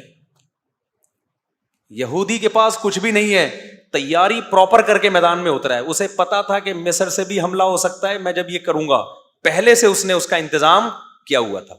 خفیہ ایجنسیاں چھوڑی ہوئی تھیں کہ مصر کے طیارے اڑنے کا پروگرام بنائے نا تو بتا دینا ہمیں, تاکہ ہم ایئرپورٹ پہ ہی تباہ کر دیں ان کو. تو ہوا یہ کہ مصر کے طیارے ابھی تیاری کر رہے تھے نا, جہازوں پہ کپڑا پڑا مار رہے تھے صبح اٹھ کے, یار اسرائیل نے حملہ کیا, چلو ہم بھی تھوڑا سا شیمپو ویمپو سے نہائیں. ان کے پائلٹوں نے کہا کہ ہم بھی جا کے, ظاہر ہے وہ یہودی ہے, وہ پہلے سے اس کو پتا تھا کہ یہ چین سے تھوڑی بیٹھیں گے جب ہم حملہ کریں گے فلسطین پہ. تو اس کو پہلے سے تیاری تھی کہ کہاں کہاں سے حملہ ہو سکتا ہے. اتنی ایجنسی کے لوگ اس نے گھسیڑ دیے تھے پہلے سے, وہ 50 سال سے اس کی تیاری کر رہا تھا, اور پوری پراپر تیاری کے ساتھ اس کو. تو ہوا یہ کہ ابھی اس نے پورا اڈا ہی اڑا دیا, کس کا, ایئر اٹیک کا. تو مولانا ابو الحسن ندوی چونکہ حالات دیکھ کر آئے ہوئے تھے نا سارے, انہوں نے کہا ادھر جذبہ بہت ہے, تیاری بالکل بھی بولو نہیں ہے, باتیں ہیں تیاری نہیں ہے. ادھر پوری پراپر تیاری ہے اسرائیل کی. آج بھی یہی کچھ ہو رہا ہے, پھینکتے رہو بس, میں یہ کر دوں گا, میں یوں کر دوں گا. کچھ لوگ رو رہے ہیں آ کے, ابے تمہارے پاس پیکج کیا ہے. پھر مولویوں کو برا بھلا کہہ رہے ہوتے ہیں, ممبر پہ بیٹھ کے شادیوں کی باتیں کر رہے ہیں, جہاد کر نہیں رہے. تم بھی تو مولویوں کی مخالفتیں کر رہے ہو ممبر پہ بیٹھ کے, تم کیا کر رہے ہو, تم کون سا جہاد کر رہے ہو. تو باتیں کرنے پر گورنمنٹ کی طرف سے کوئی پابندی نہیں ہے. تیاری دیکھو, قرآن میں اللہ نے کہا, کیا کہا, اعدوا لهم ما استطعتم من قوہ, تم دشمن کے خلاف طاقت اور قوت تیار کرو. اعدوا کا مطلب پہلے تیاری کرو اس کی. قرآن نے یہ نہیں کہا کہ دشمن کے خلاف راتوں کو اٹھ کے رونا شروع کر دو ابھی سے, اور شہادت کے لیے جیکٹیں یعنی چلو وہ بھی کسی حد تک تیاری میں آتی ہے جو جیکٹیں تیار ہوتی ہیں, لیکن شہادت کے لیے تقریریں شروع کر دو, جذبہ بڑھاؤ. یہودی کہتا ہے جذبہ گیا بھاڑ میں, پہلے تم یہ دیکھو تمہارے پاس ٹینک ہیں جو مقابلہ کر سکتے ہیں. پھر بین الاقوامی طاقتوں کو اپنے ساتھ ملانے کے لیے اس نے کیسی کیسی چالیں چلی ہیں. آج ہم سمجھتے ہیں کہ امریکہ اسرائیل کو سپورٹ کر رہا ہے. امریکہ یقیناً اسرائیل کو سپورٹ کر رہا ہے, لیکن آپ کو پتا ہے امریکہ نے اسرائیل نے امریکہ کو دبوچا وہ یوں کر کے کہ تیرا باپ بھی مجھے سپورٹ کرے گا. وہ کمبل والا واقعہ سنا کے بس تفسیر کی طرف آتا ہوں. ایک آدمی نے دریا میں دیکھا کمبل بہہ رہا ہے, کسی نے کہا بھائی اس کو لالچی تھا, اس کو کمبل چاہیے تھا ہر قیمت پہ. لوگوں نے کہا چھوڑ دے, دریا میں جائے گا, اتنا تیز دریا. اس نے کہا فری پھوکٹ کا کمبل کون چھوڑتا ہے بھائی, تیرتا وہ اندر گیا. وہ کمبل نہیں, وہ ریچھ تھا, کیونکہ اوپر سے تو منہ تو نظر نہیں آ رہا تھا. اب جا کے کمبل نے پکڑ لیا اس کو نا, ریچھ نے پکڑ لیا. اب یہ چھڑوانے کی کوشش کر رہا ہے, چھوٹ نہیں رہا. تو اس کے دوست نے کہا بھائی کمبل کو چھوڑ دے, اگر نہیں تیرے کنٹرول میں آ رہا. کہہ رہا ہے میں تو چھوڑوں, کمبل نہیں چھوڑ رہا مجھے. تو امریکہ کی عوام بھی امریکہ کے خلاف احتجاج کر رہی ہے کہ اسرائیل میں یہ ہو رہا ہے, غزہ میں ظلم ہو رہا ہے. امریکہ کہہ رہا ہے میں تو اسرائیل کو چھوڑوں، اسرائیل مجھے نہیں چھوڑ رہا. ابھی میری گردن اسرائیل نے دبوچی ہوئی ہے. اتنا سا ملک ہے، سازشیں کر کر کے نا پلاننگ کی ہے 100 سال پہلے کہ یار ہم منورٹی میں ہیں، بزنس اپنے قبضے میں لو. جتنی ملٹی نیشنل بڑی بڑی کمپنیاں ہیں ساری کس کی ہیں؟ زیادہ تر یہودیوں کی ہیں، زیادہ تر یہودیوں. ایسا جال بچھا ہے اور ہمارے پاس کوئی پلاننگ سرے سے نہیں. ہماری پلاننگ پتہ ہے کیا ہے؟ ایک دھماکہ اپنے ہی ملک میں اور کر دو خلافت کے نام پہ، تاکہ تھوڑا سا جو دم رہ گیا ہے نا وہ بھی کیا ہو، ختم ہو، تاکہ ہماری حکومتیں بھی انہی دھماکوں سے ہی نمٹتی رہیں. پھر ایک دھماکہ وہاں، ایک دھماکہ وہاں، ایک دھماکہ وہاں، ایک دھماکہ وہاں، وہ دھماکے بس. وہ کوئی پلاننگ نہیں ہے کہ اس کا رزلٹ کیا نکلے گا آگے جا کے. تو مولانا ابو الحسن ندوی نے کہا تھا کہ جنگ اس میں عربوں کو، حالانکہ اس وقت کے عرب میں اور آج میں زمین اور آسمان کا فرق ہے. سمجھتے ہو؟ افغانستان میں جب رشیا آیا ہے نا تو پوری دنیا نے مل کے مدد کی ہے افغانستان کی. پوری دنیا نے قربانی بے پناہ دی افغانوں نے. تو بہت زبردست ایک طریقے سے کام ہوا ہے. اس کے بعد جا کے روس کے پاؤں اکھڑ کے ختم کیے. آج کیا ہو رہا ہے غزہ میں؟ کون مدد کر رہے ہیں ان کی؟ یہاں سے ہم آٹے بھر بھر کے بھیج رہے ہیں، پراٹھے بنا بنا کے کھاؤ. وہ کیا کرے گا بےچارے؟ تو نہ ہونے سے یہ بھی غنیمت ہے، نہ ہونے سے یہ بھی ہے. یہ نہیں کہ آپ مدد کرنا چھوڑ دیں. تو آٹے بھیج رہے ہیں، چاول بھیج رہے ہیں، راشن بھیج رہے ہیں، چلو ٹھیک ہے پیٹ بھر جائے ان کا، لیکن یہ اس طرح سے تھوڑی ہوگا جب تک، اور یہ افراد نہیں، جب تک یہ جو مسلم کنٹریز ہیں یہ متحد ہو کے پلاننگ کر کے ایک لائحہ عمل نہیں بناتے کہ ماضی میں ہم سے کیا غلطیاں ہوئی ہیں ان غلطیوں کو ہم نے ریپیٹ نہیں کرنا، اس کے بعد جا کے یہ کام ہوگا تو ہوگا. ورنہ بھائی یہ جو جس طرح سے ابھی چل رہا ہے نا، اللہ مدد کر دے تو دیکھو وہ تو پھر اللہ سے تو کوئی لڑ نہیں سکتا. وہ تو 313 کو 1000 پہ فتح عطا فرما سکتا ہے. اور ہمیں امید ہے انشاءاللہ، کیونکہ ان کی قربانیاں رنگ لائیں گی انشاءاللہ.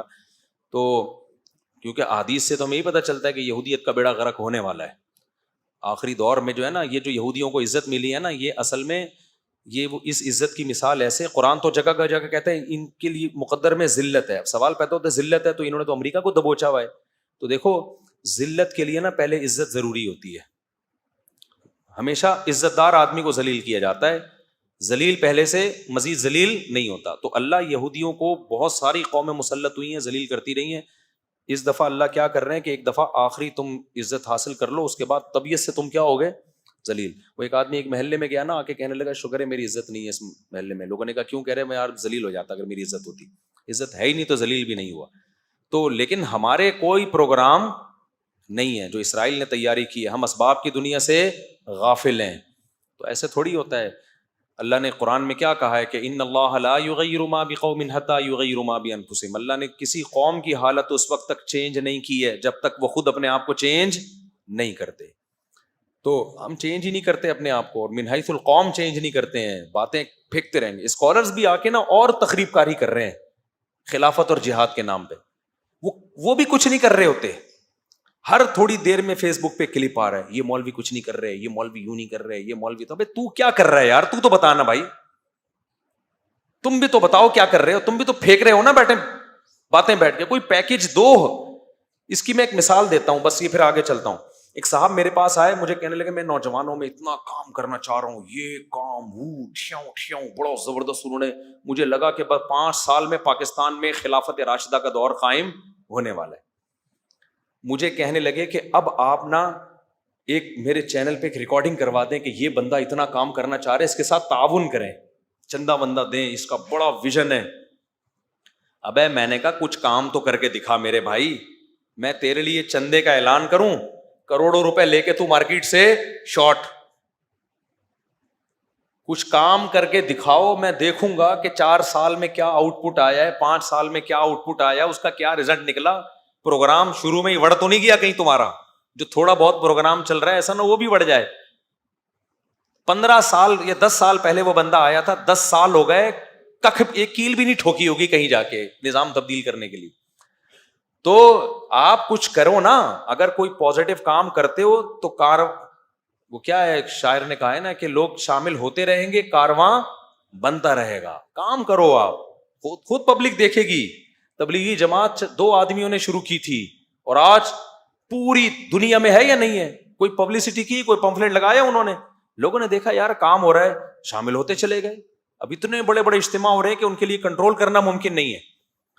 تو اس لیے یہ جو سوشل میڈیا کی دنیا سے اپنے آپ کو نکالو. خیر، تو بھائی کیا ہوا؟ موسیٰ علیہ السلام کے ذریعے اللہ نے فرعون کی حکومت کا خود ہی خاتمہ کر دیا. خاتمہ اللہ نہیں کیا کیونکہ کمزور تھے موسیٰ علیہ السلام، لڑ نہیں سکتے تھے. جب خاتمہ ہوا ہے تو پھر اب اللہ میاں نے کہا کہ کچھ کام میں نے کیے ہیں، اب کچھ کام تم کو بھی کرنے پڑے. اب تمہارے پاس ایک حکومت آ گئی ہے، اب جو تمہارا شہر ہے نا بیت المقدس، اب تم وہاں پہ اٹیک کرو، حملہ کرو، جہاد کرو. اب ایسا ہی نہیں ہوگا کہ ہر جگہ کے لیے الگ الگ موسیٰ آئیں گے. سمجھ میں آ رہی ہے بات کی؟ فلسطین میں ایک الگ موسیٰ بھیجوں گا میں جو بیت المقدس پہ قبضہ کرے گا. بھائی یہاں تو تم غلام تھے، تمہاری طاقت نہیں تھی، اب تو تمہیں ایک پاور مل گئی ہے نا، ایک اسٹیٹ مل گئی ہے، ریاست مل گئی ہے، اب کیا کرو؟ چلو جی. لیکن وہ اتنا عرصہ غلامی میں رہ کے ڈھیٹ ہلے ہی نہیں، اور موسیٰ علیہ السلام سے کہنے لگے اذهب انت وربك فقاتلا انا هاهنا قاعدون. اے موسیٰ بہت طاقتور لوگ ہیں، اتنے لمبے لمبے قد ہیں. اپنی انٹیلیجنس بھیجی تھی انہوں نے، جا کے دیکھ کے آؤ، تھوڑا چھوٹے سائز کے ہوئے تو لڑ لیں گے، تھوڑا 6 فٹ سے اوپر کے ہوئے تو نہیں لڑیں گے. تو انہوں نے جا کے چٹا لے کے گئے وہ لوگ نا، بندے ناپ ناپ کے آئے. انہوں نے بولا بھائی بہت قومن جبارین، بڑے طاقتور لوگ ہیں، ہم ان سے نہیں لڑ سکتے. موسیٰ علیہ السلام کی قوم میں 2 لوگ تھے نیک لوگ. اللہ کہتے ہیں قال رجلان من الذین یخافون انعم اللہ علیہما. ہمارے حضرت اس آیت کو پڑھتے تھے اور کہتے تھے کیسے خوش قسمت لوگ تھے وہ. بنی اسرائیل میں کچھ نیک لوگوں میں 2 نے کہا جن پر اللہ کا انعام تھا. قرآن کہہ رہا ہے یخافون، اللہ سے ڈرتے تھے. انہوں نے کہا اے میری قوم، جب اللہ کہہ رہا ہے لڑو، اس کا مطلب وہ مدد کرے گا. ایک ہوتا ہے نا آپ اپنی رائے سے لڑ رہے ہو تو اس میں رائے غلط بھی ہو سکتی ہے، صحیح بھی، لیکن جب اللہ کا حکم آ گیا اب تو غلط ہونے کا امکان ہے ہی نہیں. تو انہوں نے کہا لڑو، تم دیکھنا ہمت ذرا سی کرو گے، تم اس شہر میں داخل ہو کے اللہ تمہیں فتح دے دے گا. تو اللہ نے ان کو کیا کہا؟ یہ وہ 2 لوگ تھے جن پر اللہ کا انعام ہوا. کتنے خوش قسمت لوگ کہ ان 2 کا تذکرہ قرآن نے الگ سے کیا ہے. لیکن وہ قوم نے کہا اے موسیٰ اذهب انت وربک، آپ جائیں اور آپ کا رب جاؤ. جس رب نے فرعون کو ہلاک کر دیا وہی رب اس قوم کو بھی ہلاک کرے گا. انا ہاہنا قاعدون، ہم یہیں بیٹھے ہوئے ہیں، ہم دیکھ رہے ہیں کہ پوزیشن کیا ہوتی ہے. اگر فتح ہو گئی تو ہم آ جائیں گے، نہیں ہوئی تو ہم یہیں ٹھیک ہے. پھر کس قدر غصہ آیا ہوگا موسیٰ علیہ السلام کو. آپ سوچو یار کہ تم نے فرعون کا غرق ہونا دیکھ لیا. تو اس سے پتہ چلتا ہے بھائی چند افراد سے قوموں کی تقدیر کے فیصلے نہیں ہوتے. چند افراد تو وہاں بھی نیک تھے، قوم کو دیکھا جائے گا تو 4 آدمیوں کے ٹھیک ہونے سے قوم ٹھیک نہیں ہوتی. تو موسیٰ علیہ السلام نے جب یہ سنا نا، موسیٰ علیہ السلام نے کہا اللہ میں تھک گیا ہوں، اب تو کیا کر، میں اپنے اور اپنے بھائی کا مالک ہوں، ان پہ میں زبردستی نہیں کر سکتا، لہذا میری اس قوم سے جان چھڑا دے. بس تو اس قوم سے کیا کر دے، جان چھڑا دے. مجھے اس کا لیڈر بننا ہی نہیں ہے، یہ غلط قوم جو ہے اس کا لیڈر مجھے بنا دیا گیا. آج یہودی اسرائیل کر رہا ہے اور کہہ رہا ہے کہ یہ ہمارا ہے. تم نے موسیٰ کو ستایا کتنا ہے. میں پہلے یہ تھوڑا مکمل کر لوں نا، پھر بتاؤں گا کہ آج یہ کیوں یہودی اتنا اچھل رہے ہیں. تو پھر کیا ہوا، 40 سال تک وہ اسی میدان میں بھٹکتے رہے ہیں. وہیں موسیٰ علیہ السلام کا انتقال ہوا، ہارون علیہ السلام کا انتقال ہوا، پھر انہی کے خادموں میں سے یا انہی کی اولادوں میں سے اللہ نے کسی کو نبوت دی. 40 سال کے بعد جا کے پھر ان پر وحی ہوئی کہ اب آپ جہاد کرو. تو پھر ان لوگوں نے جہاد کیا اور پھر اس جہاد کی برکت سے اللہ نے فتح عطا فرمائی. اور اسی میں قرآن کہتا ہے کہ ایک کمانڈر تھے، مجاہد تھے، کمانڈر بھی نہیں تھے، جن کا نام تھا داؤد. کیا نام تھا؟ وہ ایک عام سپاہی تھے لیکن عبادت گزار تھے، جو پھر بعد میں داؤد علیہ السلام بنے. تو داؤد تھے، انہوں نے بہت بہادری سے وہ لڑے. امیر کا نام تھا طالوت، اور مقابلہ جس قوم سے تھا اس کے کمانڈر کا نام تھا جالوت. تو بنی اسرائیل کے کمانڈر تھے طالوت. اچھا اس میں بھی دیکھو، نبی نے جب کہا نا لڑو، تو انہوں نے کہا کہ ہمارا کوئی امیر نہیں ہے. تو نبی نے اللہ کے حکم سے طالوت نامی بنی اسرائیل کے کسی بزرگ کو، کمانڈر کو امیر بنا دیا. کس کو امیر بنا دیا؟ یہ سبق یاد کر لینا تھوڑا سا. طالوت. اچھا طالوت میں ایک عیب سمجھا جاتا تھا, غریب تھے. بنی اسرائیل نے کہا یہ تو غریب آدمی ہے, ہم غریب آدمی کو اپنا امیر نہیں بنا سکتے. یہ پوائنٹ ٹو بی نوٹڈ ہے, اس کو سمجھو, جو آج دینداروں میں بڑی خرابی آ گئی ہے. نبی نے کہا کہ دیکھو اللہ نے ان کو دو چیزوں میں تم پہ فضیلت دی ہے, زادہ بسطۃ فی العلم والجسم. فوج کا کمانڈر بننے کے لیے دو چیزیں ضروری ہیں, ایک لڑنے کی نالج, لڑائی کا تجربہ. یہاں علم سے مراد کیا ہے؟ نالج ہے اس کے, کیسے لڑا جاتا ہے, دشمن کی سازشوں کو کیسے سمجھا جاتا ہے. دوسری بات, اس کی صحت اچھی ہو. ٹی بی کے مریض کو کمانڈر بولو نہیں بنایا جا سکتا, چاہے کتنا ہی نیک ہو. یہ نہیں کہا کہ یہ تم میں سب سے بڑے چونکہ بزرگ ہیں, ان کی تہجد کی رکعتیں سب سے بولو نا زیادہ ہیں, اور روزے پابندی سے رکھتے ہیں. یہ بھائی ہو سکتا ہے بہت سارے بزرگ بنی اسرائیل میں ان سے بھی اچھے ہوں. کہا بھائی لڑائی کے لیے جو چیز چاہیے نا, ایک نالج ہونی چاہیے, تجربہ ہونا چاہیے, تجربے سے بھی نالج آتی ہے نا. دوسرا جسمانی صحت خاندانی ہونی چاہیے. تبھی تو ہم واگا بارڈر پہ جاتے ہیں نا, اپنے جب دیکھتے ہیں وہ لمبے لمبے قد, تو اچھا لگتا ہے ہمیں بھائی صحت.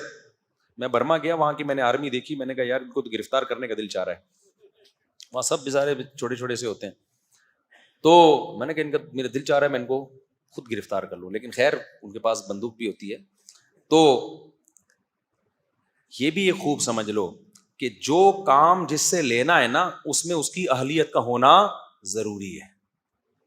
آج یہ بھی ایک بڑا مسئلہ ہے, نیک اور بزرگی کو دیکھا جاتا ہے, یہ بھی دیکھا جائے گا. دوسرے نمبر پہ فقہائے کرام نے عقیدے کی کتابوں میں یہ مسئلہ لکھا ہے کہ مسلمانوں کا کمانڈر بنانے کے لیے, بادشاہ بنانے کے لیے, خلیفہ بنانے کے لیے, اگر آپ کے پاس دو بندے ہوں, ایک کے پاس تجربہ ہے اور نالج ہے, اسے ملک چلانا آتا ہے, دوسرے کے پاس تقویٰ ہے, للہیت ہے, ملک چلانے کا تجربہ نہیں ہے, تو جو تجربے کار ہے نا اس کو فوقیت دی جائے گی. دیکھو ملک چلانا گاڑی چلانے سے زیادہ مشکل ہے یا نہیں ہے؟ مجھے ایک بات بتاؤ. ابے کیا ہو گیا بھائی, ملک چلانا گاڑی چلانے سے زیادہ مشکل ہے یا نہیں؟ آپ نے کبھی ایسا ہوا کہ گاڑی چلانے کے لیے 4 مہینے لگے ہوئے بزرگ کو بٹھا دیا کہ کوئی بات نہیں چلانی نہیں آتی لیکن اتنے پہنچے ہوئے ہیں نا, اللہ ان کی مدد کرے گا انشاءاللہ, کیونکہ بہت نیک ہیں لہذا اللہ ان کی مدد کرے گا. اور بھائی اللہ نے کب کہا کہ میں مدد کروں گا؟ وہ ٹھوک دے گا گاڑی کو. اس میں کوئی سٹا لگانے والا چرسی ہیروئنچی ہوگا نا, لیکن چلانی آتی ہوگی. آپ بولے کہ تو بیٹھ جا بھائی, وہ بزرگ بھی بولیں گے بیٹا تو چلا لے, میں پیچھے بیٹھ کے اللہ اللہ کر رہا ہوں. تو مقصد اللہ اللہ کا ہرگز مذاق اڑانا نہیں ہے. ذکر کی اسلام میں جتنی فضیلت ہے بے انتہا فضیلت ہے, لیکن جو جس کام کا اہل نہیں ہے اسے وہ کام سونپ دینا یہ تباہی اور بربادی ہے. اور یہ آج مارکیٹ میں ہول سیل کے حساب سے ہو رہا ہے, سمجھتے ہو. تو ان کا کمانڈر بنا دیا طالوت کو بنی اسرائیل کے. یہ تاریخ کا سمجھنا ضروری ہے آپ کو. اب جب طالوت کمانڈر بنے ہیں, بنی اسرائیل نے کہا ہم نہیں مانتے, انہوں نے کہا ماننا پڑے گا بھائی, ان کے جسم بھی صحت بھی اچھی ہے اور علم بھی ان کے پاس زیادہ ہے. مجبوراً مانا انہوں نے. پھر جا کے لڑائی ہوئی ہے, لڑائی میں 1/3 تو بنی اسرائیلی ویسے ہی بھاگ, بلکہ 1/3 نہیں 2/3 بھاگ گئے. جنگ تھی وہ, اور اللہ کی نافرمانی بھی کی انہوں نے, میدان جنگ میں گناہ بھی کیا, گناہ سے اور حوصلہ پست ہوتا ہے. تو جب 2/3 تو بھاگ گئے, 1/3 رہ گئے, انہوں نے اللہ سے دعائیں مانگی, ربنا افرغ علینا صبرا, اے اللہ ہم پر صبر کو انڈیل دے, وثبت اقدامنا, اور ہمارے قدموں کو مضبوطی سے جما دے. یہ بڑا پیارا منظر ہوتا ہے خدا کی قسم, جب اللہ کا حکم ہو لڑنے کا اور آپ اللہ کے حکم پہ ٹھہرے ہوئے اور آپ کمزور ہو, پھر یہ دعائیں مانگنے کا بڑا لطف ہے. اے اللہ ہمارے قدموں کو جما دے, ہم پیچھے نہ ہٹیں. اللہ نے جمایا ان کے قدموں کو. سامنے بہت بڑا ان کا سردار تھا جالوت, وہ بھی ظاہر ہے علم میں اور جسم میں طاقتور تھا نا, تبھی تو اس کو کمانڈر بنایا تھا. اور جب کافر لوگ کمانڈر بناتے تھے نا تو پھر وہ شکل بھی دیکھتے تھے کہ جتنی ڈرونی شکل کا آدمی ہے نا اس کو بنایا جائے. یہ تو پھر بھی نہاتے تھے نا مسلمان, وہ لوگ تو نہاتے بھی نہیں تھے کہ وہیں سے بدبو سے ہی پوری فوج دیکھ کے بھاگ جائے دور. نہانا وہانا تو اب سیکھا ہے گوروں نے, 100-150 سال پرانا قصہ. اس سے پہلے کا خلافت عثمانیہ کے دور میں جب کوئی فرانس کا یا کوئی یو کے لندن وغیرہ کا شہزادہ آتا تھا نا, یا کوئی ملکہ بادشاہ سے ملکہ سے ملنے, تو تاریخی کتابوں میں لکھا ہوا ہے کہ اس کو پہلے واش روم میں سروس ہوتی تھی اس کی, اس کے بعد بادشاہ سے ملوایا جاتا تھا. ان میں رواج نہیں تھا. تو اب کیا ہوا ہے کہ اسی جو طالوت کی قوم میں جو ہے نا, طالوت کے جو ماتحتوں میں ایک فوجی تھے داؤد علیہ السلام ان لوگوں میں تھے جو بھاگے نہیں تھے. اور نہ صرف یہ کہ بھاگے نہیں, جب قوم کمزور ہو, دشمن طاقتور ہو, ایسے موقع پہ بہادری دکھانا بڑے کمال کی بات ہوتی ہے. داؤد علیہ السلام نے ڈائریکٹ ہدف کس کو بنایا؟ جالوت کو. ایسے موقع پہ تو ہر آدمی کہہ رہا ہوتا ہے میں بس ہلکی ہلکی یوں نا تلوار چلاتا رہوں, نمبر آ جائے میرے اور جان بچ جائے. داؤد علیہ السلام نے کیا کیا؟ ہدف کس کو بنایا؟ جالوت کو. بڑی بہادری کی بات ہے. اور داؤد علیہ السلام عبادت گزار بھی بہت تھے. عبادت کے ساتھ یہ چیز ہو تو پھر مزہ ہے. آج جو عبادت زیادہ کرتا ہے اس سے چلا بھی نہیں جا رہا ہوتا, ہلا ہی نہیں جا رہا ہوتا. نیک اتنا ہوتا ہے, بیٹھتا ہے تو پولیس آتی ہے اس کو اٹھانے کے لیے. کولیسٹرول کا پورا ڈبہ بن چکا ہوتا ہے وہ. آپ ماضی اٹھا کے دیکھیں, صحابہ, تابعین. قرآن کیا کہتا ہے؟ وَكَأَمْ أَيٍّ مِّن نَبِيٍّ قَاتَلَ مَعَهُ رِبِّيُّونَ كَثِيرٌ. کتنے پیغمبر ہیں جن کے ساتھ اللہ والے مل کے لڑے ہیں. تو اللہ والے کیا کرتے تھے پہلے؟ ان پیغمبروں کے ساتھ مل کے لڑتے تھے. تو لڑائی کے لیے جسم کا ایکٹیو ہونا ضروری ہے یا نہیں ہے؟ اگر وہ ہر وقت تیجے 40ویں کی دیگیں پھوڑتے رہتے, حلوے, مانڈے, ربیع الاول کے مانڈے, پھر رجب کے کنڈے, اور پھر تیجے کے کنڈے, پھر فلانے کی دیگ کا ڈھکن, پھر وہ فلانے کی میلاد شریف, اگر یہ سب کچھ کر رہے ہوتے تو قرآن کیا کہتا؟ وَكَأَيٍّ مِّن نَبِيٍّ أَكَلَ مَعَهُ رِبِّيُّونَ كَثِيرٌ. معاذ اللہ, بہت سارے پیغمبر ایسے گزرے ہیں جن کے ساتھ ایسے اللہ والے لوگ تھے جو دیگوں کے ڈھکن کھولتے رہتے تھے اور دیگیں پھوڑتے رہتے تھے. قرآن تو کہہ رہے ہیں ان کے ساتھ ایسے اللہ والے لوگ تھے جنہوں نے تھوڑے تھوڑے ہو کے بھی بڑی بڑی طاقتوں کو شکست دی ہے. تو یہ جسم کی ایکٹیونیس کے بغیر, پھرتیلے پن کے بغیر, طاقت اور قوت کے بغیر ممکن نہیں ہے. تو یہ اسلام کا حصہ ہے اپنے جسم پہ محنت کرنا. پھوڑنے پھاڑنے کو نا مذہب سے نکال دو خدا کے لیے. رجب کے کنڈے, پھر ربیع الاول کے مانڈے, اور پھر 11ویں کے حلوے, اس پہ اسلام کا لیبل مت لگاؤ. اسلام کھانے کا حکم نہیں دیتا, اسلام روزوں کا حکم دیتا ہے. سمجھتے ہو؟ روزہ رکھنے والا ایکٹیو ہوتا ہے, پاور ہوتی ہے اس کی جسم میں. کھانے پینے والا ایکٹیو نہیں ہوتا, وہ گھی کا ڈبہ ہوتا ہے, کولیسٹرول کا ڈبہ ہوتا ہے. وہ آج جا رہے ہیں بہت سے, آپ کو لگے گا ڈھکن کھولنے کی دیر ہے. یہ خود دیکھ بن چکے ہیں. ایک تو نیچرلی کوئی موٹا ہو تو وہ تو اللہ کی طرف سے. میں نے بڑے بڑے علماء بزرگ دیکھے ہیں جو نہیں کھاتے لیکن قدرتی طور پہ جسم بھاری ہے. تو صحابہ میں بھی تھے, تابعین میں بھی تھے, اور بہت سارے اہل اللہ تھے ایسے. لیکن میں ان لوگوں کی بات کر رہا ہوں جو کھاتے ہیں, نہ دوڑتے ہیں نہ چلتے ہیں, کھا کے عجیب حالت ہو گئی ہے. خیر, تو اب جب قتل کیا داؤد نے جالوت کو, تو ظاہر ہے ایک قوم وہ تھی جو 2/3 بھاگ گئے. اللہ کو ان پہ غضب ہوا کہ نہیں ہوا؟ تو اللہ کا جب غضب نافرمانوں پہ ہوتا ہے تو جو ایسے موقع پہ فرما برداری کرتے ہیں ان پہ رحمت بھی تو ہوتی ہے کہ نہیں ہوتی؟ تو رحمت اللہ کی اس پوری جنگ میں سب سے زیادہ داؤد علیہ السلام پہ ہوئی. یہ اس وقت پیغمبر نہیں, نبوت نہیں ملی تھی ان کو.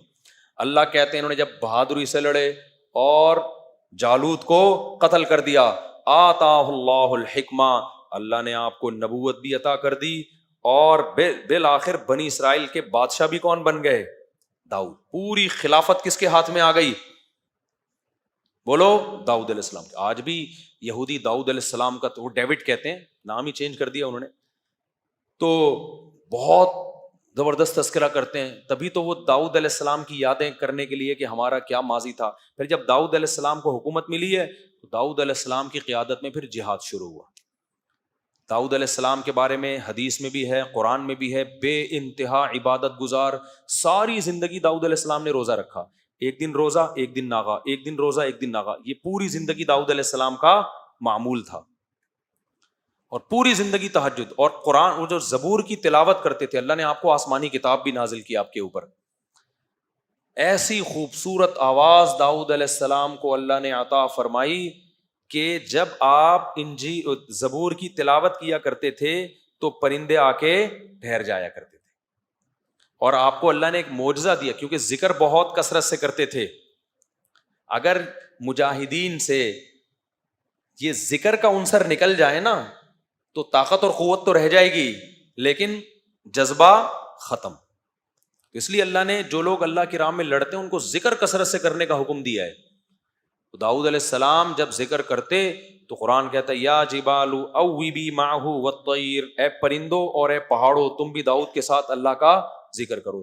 تو پہاڑوں سے بھی لا الہ الا اللہ کی آوازیں آتی تھیں. تو ایسا کھلے عام معجزہ تھا داؤد علیہ السلام کا. تو داؤد علیہ السلام نے کیا کیا؟ دے مار 4.5 گھوڑے لے کے پوری دنیا میں دوڑائے، ملکوں کے ملک فتح کرتے چلے گئے. آج یہ یہودی کہتے ہیں نا اسلام تلوار سے پھیلا ہے. بھائی جان یہودیت بھی کس سے پھیلی ہے؟ بولو، تلوار سے ہی پھیلی ہے. داؤد علیہ السلام نے جو پوری دنیا فتح کی ہے وہ کیا آپ کیا سمجھتے ہو کہ وہ محبت سے فتح کی ہے کہ ایکچولی ہم آپ کے کنٹری پہ آنا چاہتے ہیں سلسلے میں ہے بھائی؟ پھر داؤد علیہ السلام کی جب حکومت قائم ہوئی ہے، پورے دنیا میں تو نہیں ہوئی لیکن بہت سارے علاقے میں اللہ نے آپ کے ہاتھ میں لوہے کو نرم کر دیا.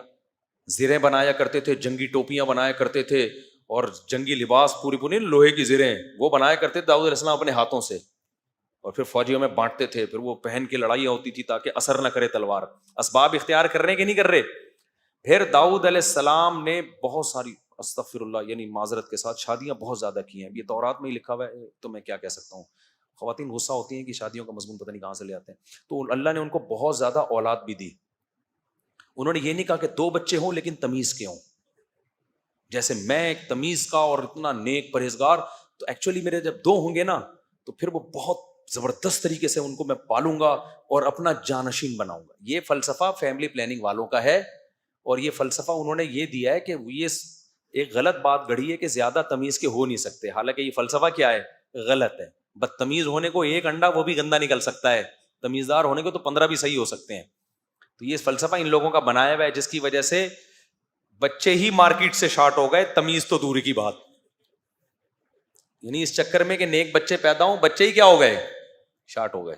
تو داؤد علیہ السلام کو اللہ نے بہت اولاد دی، بہت سارے. پہلے 4 سے بھی زیادہ کی اجازت تھی تو اسلام نے پابندی لگائی ہے 4 سے زیادہ نہیں کر سکتے. تو خواتین کو اسلام کا شکریہ ادا کرنا چاہیے، ورنہ پہلے تو اجازت تھی 4 سے بھی زیادہ کی. داؤد علیہ السلام کی 700 بیویوں کا تو تذکرہ ہمیں ملتا ہے آسمانی کتابوں میں. تو آپ لوگ خدا کے لیے ایک دم نا صحتیں نہیں ہیں، آپ لوگ ایک دم جوش. میں نے بتایا نا میرا ایک شاگرد تھا بہت باریک سا، بہت دبلا سا، اتنا دبلا تھا میں اس کو کہتا تھا جم جاؤ تھوڑا ویٹ لفٹنگ کرو. وہ کہتا تھا مجھ سے ویٹ نہیں اٹھتا. میں نے کہا تنکے کے 2 طرف بٹن لگاؤ، یوں کر کے اٹھایا کرو. تو جب بھی میں 2-3 شادیوں کی بات کرتا تھا نا وہ ایک دم جوش میں آ جاتا تھا، ایک دم خوش. میں کہتا بھائی ذرا آرام سے. میں نے کہا یار یہ تمہارے لیے آپشن نہیں. میں نے کہا تم شادی کرو گے 4-6 گلوکوز کی بوتلیں پہلے باہر رکھنا. مذاق کرتا تھا، اپنا شاگرد تھا، وہ ہنستا تھا میرے مذاق پہ. تو اب داؤد علیہ الصلوۃ والسلام کو اللہ نے بیٹے دیے بنی اسرائیل میں، ان کا نام سلیمان. تو سلیمان علیہ السلام بھی بہت عالی شان پیغمبر، ان کو بھی کنگ سلیمان کہتے ہیں نا آج بھی گورے. ان کو ایسی بادشاہت ملی کہ ابا سے جو خلافت ملی تھی نا تو اس کو اور انہوں نے آگے پھیلا دیا، اور اتنا جہاد ہوا ہے. تو یہودیت بھی کیسے پھیلی ہے بھائی دنیا میں؟ تلوار سے ہی پھیلی ہے. اب تعبیرات کا فرق ہوتا ہے. تلوار سے کی طاقت سے دنیا سے زنا اور برائی کا خاتمہ کیا ہے. اب آپ اس کو تعبیر کچھ بھی کر لو. تو اب کیا ہے کہ سلیمان علیہ الصلوۃ والسلام کی 100 بیویاں تھیں، صحیح بخاری میں. تو سلیمان علیہ الصلوۃ والسلام کی بھی اولاد ہوئی. تو پھر وہ جب واقعات آئیں گے سلیمان علیہ السلام کے پھر بتاؤں گا میں انشاءاللہ. ابھی تو تھوڑا سا خاکہ آپ کی نظروں میں بٹھا رہا ہوں نا انبیاء کا سلسلے کا. تو سلیمان علیہ الصلوۃ والسلام کی بہت بڑی ریاست قائم ہوئی ہے دنیا میں نا. اللہ نے آپ کے جنات بھی آپ کے تابع کر دیے. یہ حرام مصر دنیا کا عجوبہ ہے یا نہیں ہے؟ تو عین ممکن ہے یہ جنات کا تعمیر کردہ ہو. دنیا حیران ہے نا یار، یہ اتنی بڑی بڑی بے جوڑ اینٹیں جن میں جوڑ نہیں ہے، یہ کون سے کرینوں نے لا کے پہاڑوں کے اوپر رکھی ہیں؟ ہو سکتا ہے جن نے یوں کر کے اٹھا کے ایسے کر کے رکھ دی ہو. اور یہ بھی ممکن ہے کہ اس دور میں ٹیکنالوجی نے ترقی بہت زیادہ کر لی ہو، اس کا بھی پورا امکان ہے. تو یہ ضروری تو نہیں ہے نا کہ سائنسی ترقی ابھی ہوئی ہے، ہو سکتا ہے پہلے ہوئی ہو، پھر دنیا میں کوئی تباہی ہوئی اور سارا پروگرام بڑھ گیا ہو. بہت کچھ ہو سکتا ہے. تو سلیمان علیہ الصلوۃ والسلام کی قیادت میں بہت بڑے حصے پر ان کی حکومت ہوئی ہے. یہ ساری اللہ نے اولاد ابراہیم کو نوازا ہے.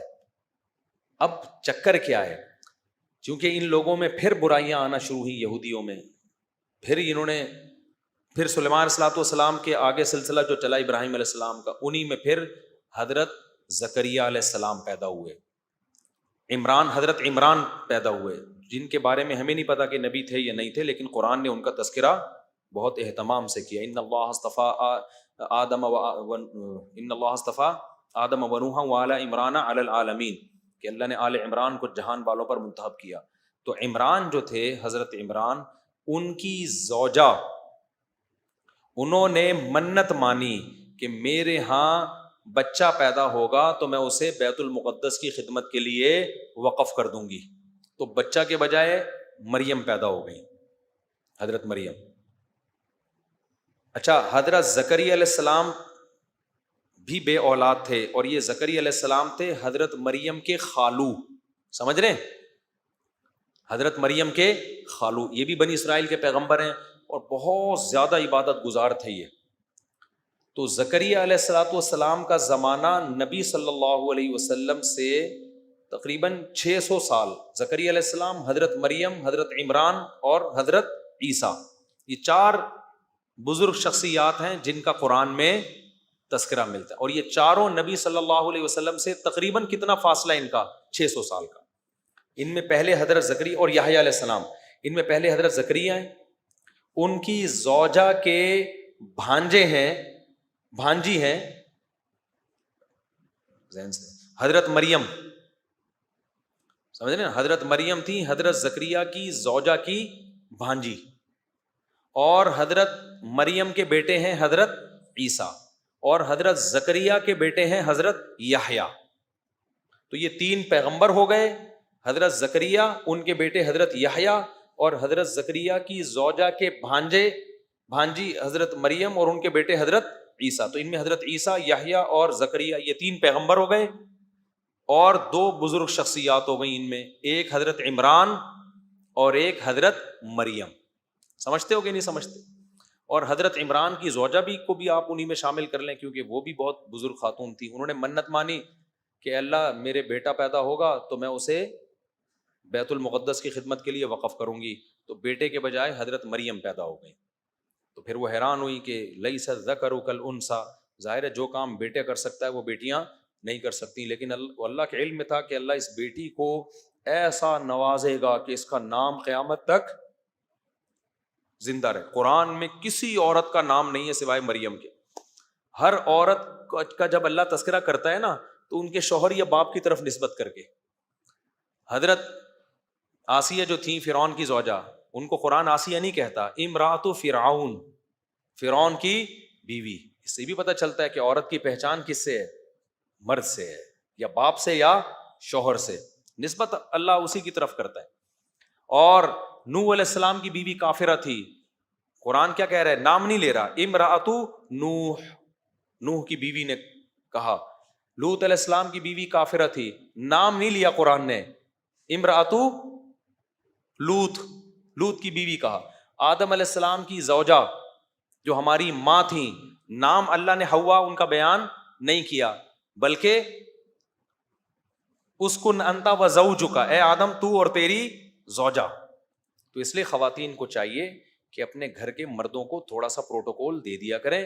لبرل بننے کی کوشش گوروں کی طرح نہ کریں. مرد کو اس سے خوشی ہوتی ہے جب عورت کہتی ہے میں فلاں کی وائف آپ سے بات کر رہی ہوں، میں فلاں کی بیٹی بنت فلاں بات کر رہی ہوں، تو آدمی کا دل تھوڑا چوڑا ہو جاتا ہے، پھر وہ عورت کو اپنا سمجھنا شروع کر دیتا ہے.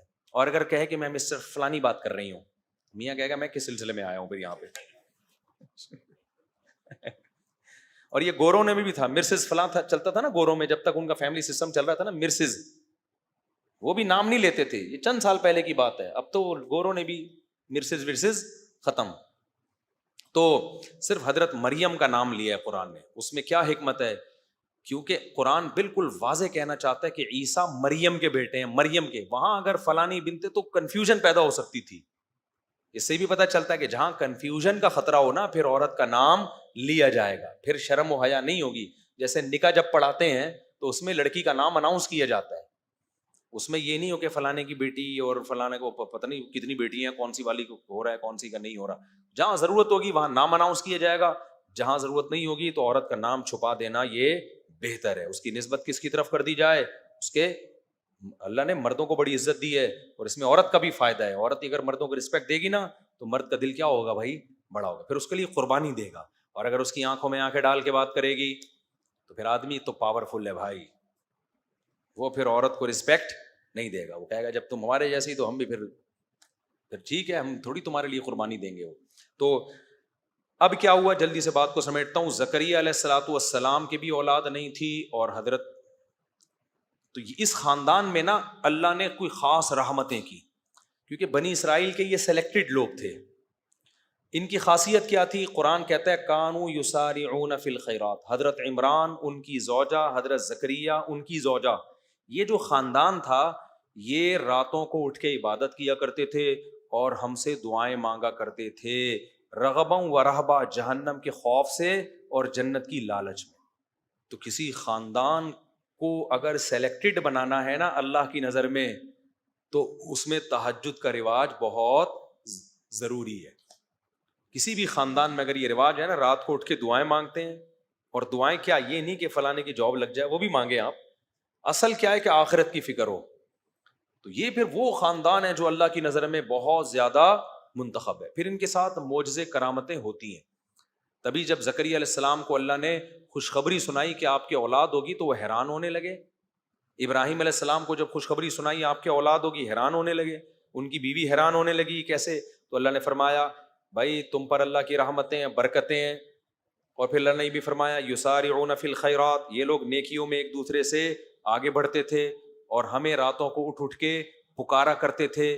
تو جب تم یہ ایسا کام کر رہے ہو جو پبلک نہیں کرتی, تو میں بھی تمہارے ساتھ وہ کام کروں گا جو پبلک کے ساتھ نہیں کرتا. پبلک میں جب تک شادی نہیں ہوتی, اولاد نہیں ہوتی, مریم تجھے شوہر کے بغیر میں بیٹا دوں گا. پبلک میں 90 سال کے بوڑھوں کو اولادیں بولو نہیں ملتی. لیکن بھائی آپ پبلک سے ہٹ کے کچھ الگ کام کر رہے ہو تو آپ کو 90 سال میں بھی اللہ کیا دے گا, اولاد دے گا. تو یہ زکریا علیہ السلام اور عیسیٰ علیہ السلام تک ہم نے سلسلہ بیان کیا. وقت چونکہ بہت زیادہ ہو گیا, اب کل میں انشاءاللہ زکریا علیہ السلام اور حضرت مریم اور عیسیٰ علیہ السلام کے جو اللہ نے سورہ مریم میں واقعات سنائے ہیں وہ میں انشاءاللہ ڈیٹیل سے بتاؤں گا. اور یہودی جو کہہ رہے تھے نا کہ ہم نے اتنی دنیا پہ حکومت کی ہے, آج بھی یہودی کہتے ہیں ہم تو اللہ کے سلیکٹڈ لوگ ہیں, ہم میں ایسے ایسے پیغمبر گزرے. تو اللہ بتائے گا کہ تم لوگوں نے ناشکری کی انتہا کی ہے, ان پیغمبروں کی تم نے قدر نہیں کی, جس سے اللہ نے یہ خلافت چھین کے اسماعیل علیہ السلام جو حضرت ابراہیم کے دوسرے بیٹے تھے نا, جو مکہ میں پلے تھے, ان کے حوالے کر دیے. اب یہ اہل اسلام کا دین ہے, جس کو فالو کیا جائے گا تو نجات ملے گی. اب یہودیت کو فالو کرنے میں نجات نہیں ملے گی. لیکن یہودیوں کو حسد ہے, وہ اپنا ماضی یاد کرتے ہیں, جی سلیمان اور داؤد, او بھائی وہ تھے, وہ اب نہیں. اور ان کا بھی تم نے حشر کیا کیا تھا, ان کا تم نے میجورٹی نے ان کے ساتھ کیا کیا ہے, تو اس کا کی سزا تم پہ ملی ہے کہ اللہ نے تم سے خلافت اور حکومت چھین لی. تو اب ہم انشاءاللہ کل جو ہے یہ سورہ مریم کو, اس میں جو اللہ نے آیات, بہت دلچسپ آیات ہیں, تو آپ لوگ کل آئیں انشاءاللہ. اللہ تعالیٰ سمجھنے کی, عمل کی توفیق عطا فرمائے.